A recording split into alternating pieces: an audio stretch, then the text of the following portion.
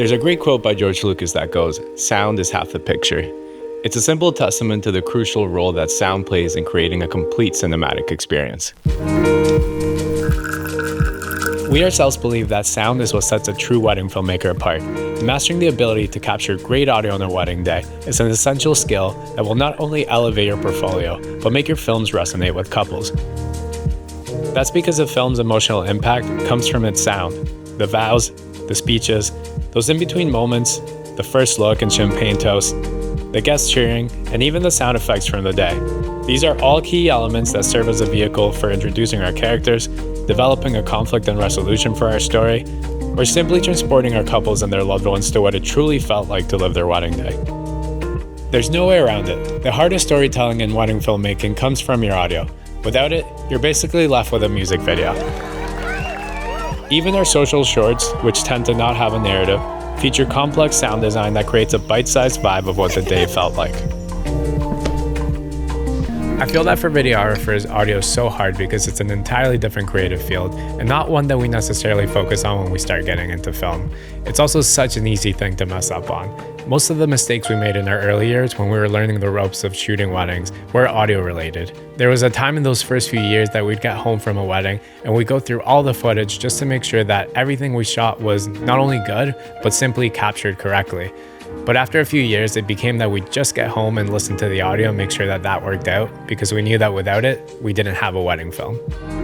The fact is that to be a great wedding filmmaker, audio is just going to be something you have to master. But it doesn't have to be this intimidating feat. Over the years, we put together a kit that is built on quality, reliability, and most importantly, redundancy. And we're happy to share that with you today. I'll make sure to link to all the products we talk about in the description below. But before we get started, don't forget to like, subscribe, and let us know your thoughts in the comments after watching this video. Over on Instagram, we share more behind the scenes of our work, our gear, and the life we're building around it all. Come say hey, and throw us a follow if that's your kind of thing. Now let's get started with the centerpiece of every audio kit, the field recorder. This is an integral piece because unless your couple's having an unplugged ceremony or an unplugged element to their day, this will be the main tool that you use to record audio of the ceremony and the speeches, usually by plugging into a soundboard operated by the DJ, an AV company, or the venue itself. Now these come in a lot of different flavors, and most filmmakers will be familiar with popular models like the Zoom H4n or the Tascam DR40. In our particular kit, however, we've been using the legendary Tascam DR100 Mark III up until we very recently upgraded to the Tascam FR-AV2. The Tascam DR100 Mark III was a lifesaver for us, with its super clean preamps, its built-in lithium battery, and its dual record feature, which allowed us to record a backup track at a lower level than our original track. You're going to hear me talk a lot about redundancy today, and that's because when it comes to wedding audio, there's so many different moving pieces, and it's an area where we're relying on others for a huge part of our final product. We're trusting that our grooms won't fiddle with their mic placement, we're hoping that our bride's mic will stay in place as she moves from location to location, and that the DJ or venue have enough batteries to power their mics and that they're sending us a clean signal. Wherever it takes them, they do not know, but today they have promised to always go. So unless you're recording in 32-bit float, the ability to dual record a backup track is an invaluable feature for wedding filmmakers, as it greatly reduces your chance of clipping your recording, giving you one less thing to worry about as you run around doing the million things it takes to create a wedding film. This is a feature that's been present in most Tascam recorders that don't record in 32-bit float, and one of the reasons we've been so loyal to this brand over the years. We don't ask much of our field recorders, but there are 3 make or break features for us. Anything useful beyond that is amazing, but not necessary. 1, it has to have 32-bit float or the ability to dual record a backup track. 2, it has to have a combo XLR TRS input. These are the most common connections you're going to run into at weddings, and having the combo input means that you don't have to carry around XLR adapters for all your cables. And 3, the most important feature, and one that I'm surprised I don't hear talked about more often because it has a huge impact on the actual quality of your final sound recording. It has to have a low EIN value. EIN, or equivalent input noise, is a measurement of how much noise a recorder's preamp introduces into the final recording. It's measured in decibels, and the lower the number, the cleaner the preamp, and the less hiss that is introduced into your audio. Technically, the cutoff for a good recorder is an EIN value of minus 120 decibels. Higher than this is too noisy, but even lower is preferred.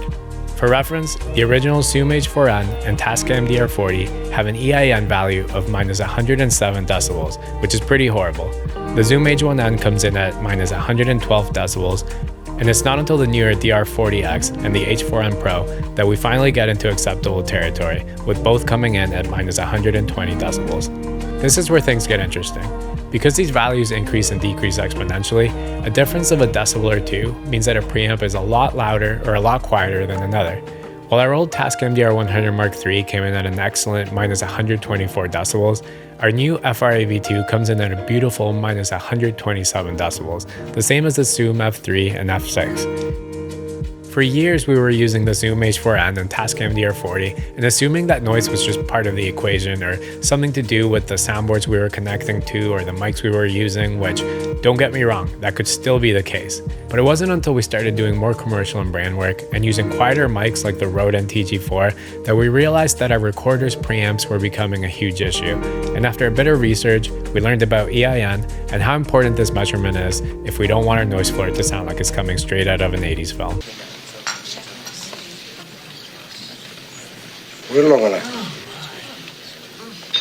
When it came to upgrading from our DR100 Mark III to a 32-bit float recorder, it wasn't until this past year that a viable upgrade was released. It wasn't that we weren't in the market for one, it's just that we couldn't get past some of the reservations that we had about the other recorders in this sector. Whether that be the ultrasonic hum issue in the Tascam X series or the lack of gain control on the F3, but the Tascam FR-AV2 checked off all the boxes for us and has been a solid improvement. Do I wish it used regular sized SD cards and that the gain adjustment was more intuitive? Yes, but this is a small price to pay for a 32-bit float recorder with extremely quiet preamps, combo XLR and TRS inputs that can generate timecode and serve as an audio interface. When looking for a good field recorder, just remember, 32-bit float doesn't guarantee quality, it's simply a file format. If the preamps are noisy, you're still better off to go with a 24-bit option that's quieter.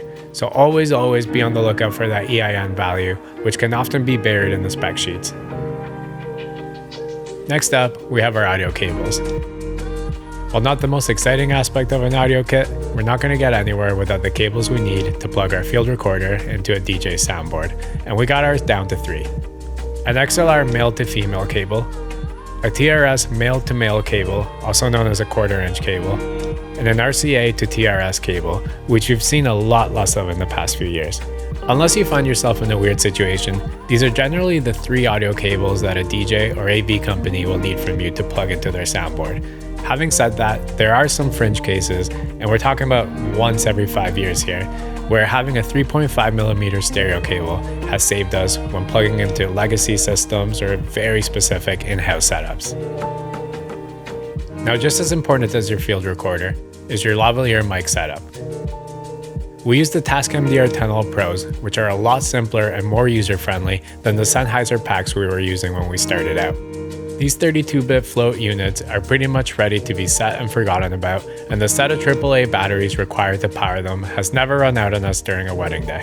We keep 3 of these in our kit, one for the bride, one for the groom, and one for the officiant or priest, and we always let our couples know prior to the wedding day that they will be mic'd for a portion of the day. Alright, we're done. I know I said earlier that if the ceremony is amplified, the field recorder will be our main audio source, and that's true, but we'll still always mic our couples for a number of reasons. For one, backup and redundancy. You don't want to be left without an audio source if for any reason the soundboard has any issues, or if the handheld mic runs out of battery or gets all staticky as they are sometimes wont to do. But second, there are so many times that your lavalier mic will be your main audio source, whether that's cards in the morning, first looks, or even those moments in the ceremony when they're not directly speaking into the handheld mic. I can't wait to spend the rest of my life with you. Oh, Good job. thank you.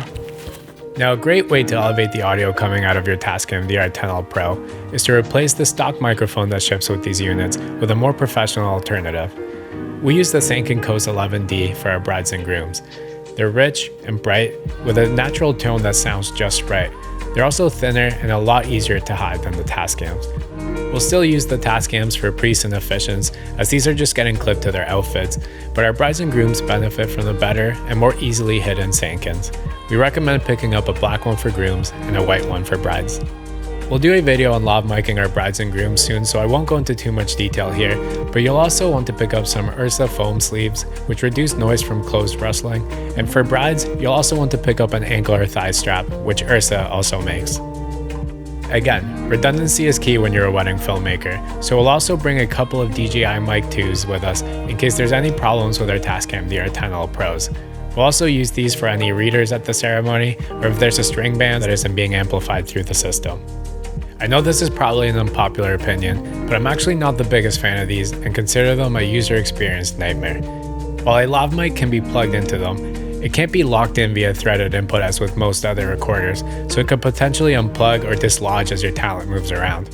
The buttons are also way too easily accessible, and there's no hold or lock feature, so your bride, groom, or the guest that you place these on can potentially stop the recording or enable noise reduction.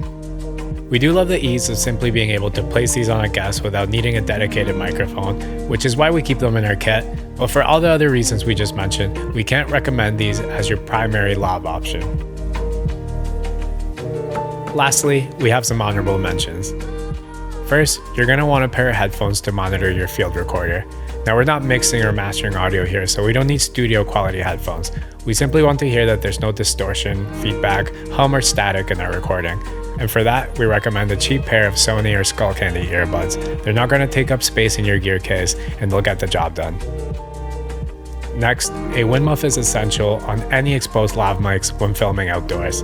These will absolutely save your life in anything from light to moderate to heavy wind situations. Which leads us to our clear porta-brace vinyl pouches.